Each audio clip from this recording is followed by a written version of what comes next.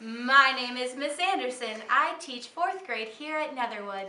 And my name is Samuel, and I am in 1st grade. We are here because we want to teach you how to start seeds and grow them in your classroom with a grow light. Are you ready, Sam? Yes, I am. Okay, let's get started. The first thing we want to tell you about is all of the different supplies that you'll need to start seeds in your classroom.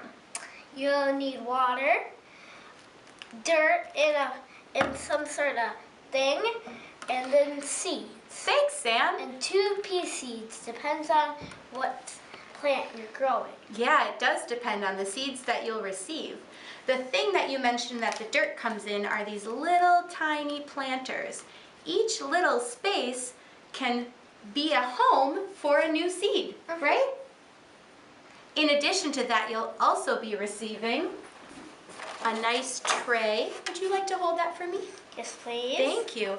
Which you'll put your containers in after they've been planted, and a plastic dome like the roof of the house to keep the warmth and moisture inside. Finally, you'll be receiving a seedling heat map. This will help with the propagation of the seeds. It provides warmth, so the seeds are tricked into thinking it's spring. Yep, that makes a lot of sense. Well, Sam, should we get started? Oh, yes, we shall. Okay. The first thing that you'll want to do is put that seed starting mix into those containers. We already did that for you. It's a special collection of different types of materials that are put together to help the seeds germinate, which means get started growing. And that's something I've never known, so I hope you learn a lot in this video. Oh, isn't that cool?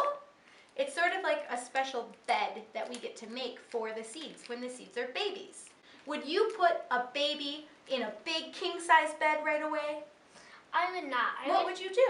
I would put it in like a crib or something. Yeah, like so that. this is like a crib for the seeds. Like, it's kind of like the seeds need to start, like us.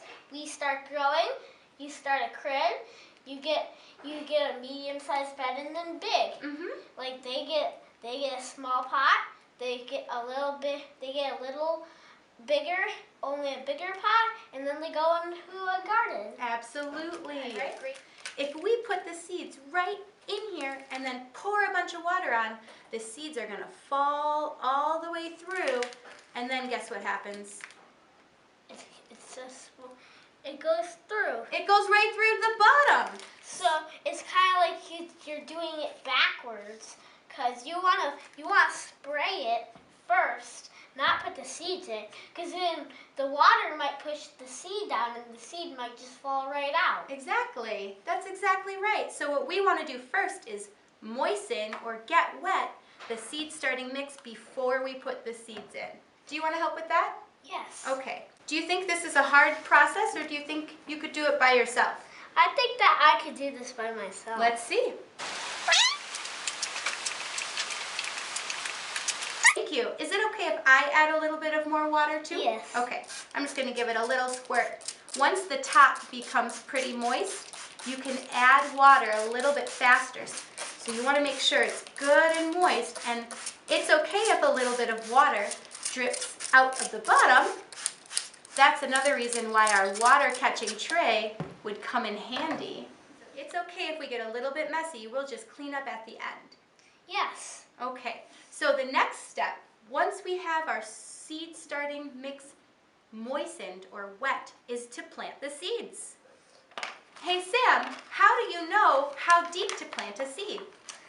Because you look on the back and it tells you the directions. What? It tells you what to do on the back of the seed packet? Yes. Wow! What does this packet say? How deep should we plant our seeds?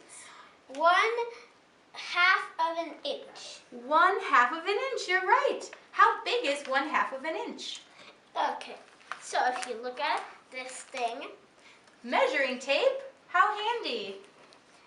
And you go to the number 1 And when you get to that line, it's an inch. And when you get to this long line that's not touches the ground, that doesn't touch the end, but it still goes a little in, it's bigger than the other ones. So then that one will tell that it's a half of an inch. May I see?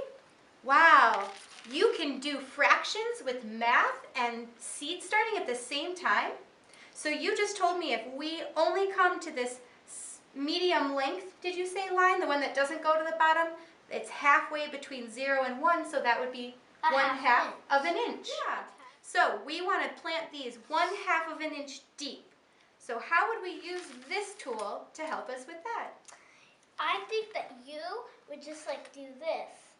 You keep going until you finally reach the line. Yeah, and that shows you how deep you'd want to poke your hole?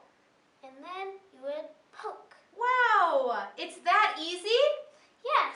Fractions are fun! Are you ready to plant some seeds? Yes, we So are. let's poke the holes first, okay? We're going to go down about 1/2 of an inch deep. 1/2 of an inch deep. 1/2 of an inch. So I think it's time that we should plant some seeds. Should I take this packet and just pour the whole thing on? No. What? That looks like it'd be fun. That's what happens. Is that how we do it? No, you take it very carefully. You take your time. Like, oh, it's not a race? You just like go like 1, 2. So are you putting 2 in to make sure that at least one of them will sprout? Yes. What happens if they both sprout? Then it's just in case you just want to take just one out. Yeah, so we call that thinning. You're thinning the seeds. You're thinning the sprouts. So if 2 come up, when they do grow, and sometimes that happens, a lot of the time that happens, you look for the one with the strongest stem and the healthiest looking leaves, and then you leave that one be and you take the other one. Are you ready to plant some seeds? Yeah, I think that's right. I see one more right there.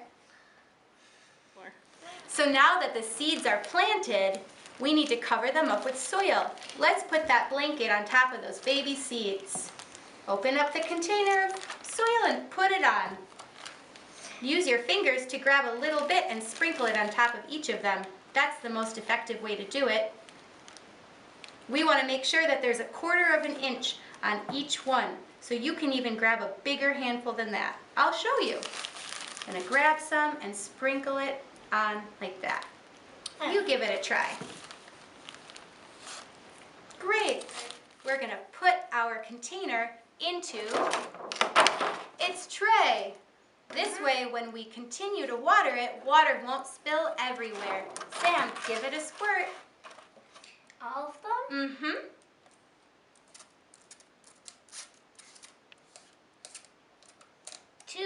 I'll give you 2 toppings. Each of them will get 2 toppings. Thank you, Sam.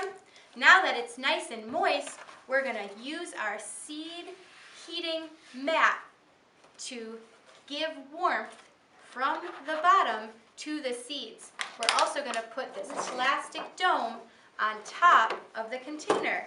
And you want to shut it so no cold air gets into it. This will act like a greenhouse and keep the warmth and moisture inside while it's growing. So once we have that all set, we're going to walk it over to our grow light. Depends on if there's a charger. Carefully place it under the grow light. And give it some light, because it doesn't want to be dark all the time. It needs some light. Well, do you want to know a secret? Seeds don't need light to germinate. They just need heat. They're underground, hidden from the light.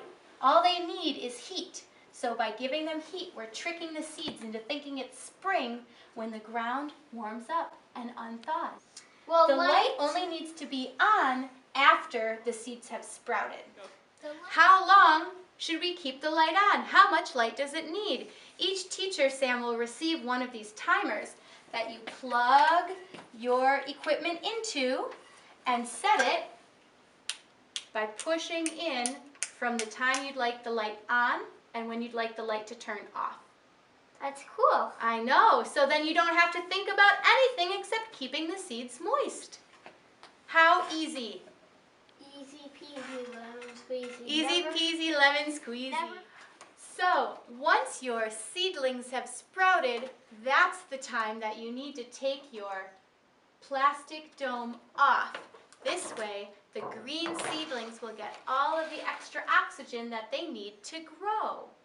Also, if the seedlings sprout and they're about an inch high, you'll want to lower your light so it is about, whoops,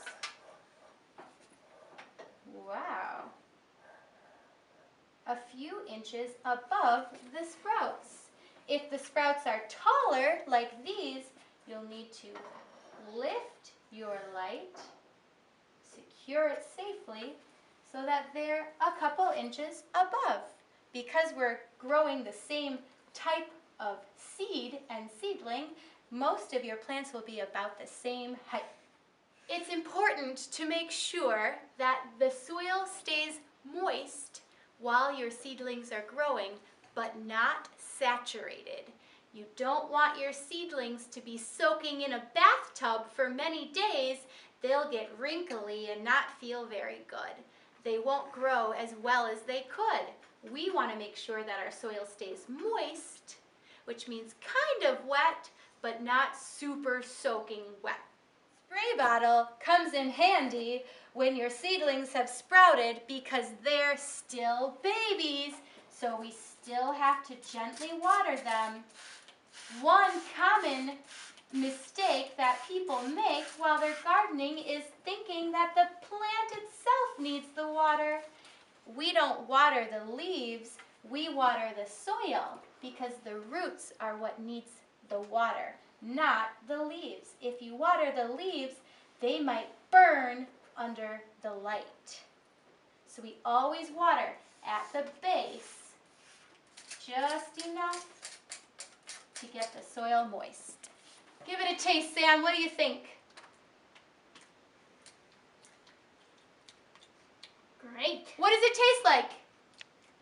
It tastes like almost a minty kale with peas. Interesting.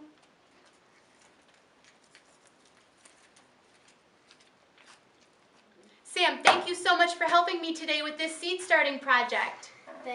You're welcome. I appreciate your help. And we'll see you next time. We'll see you next time.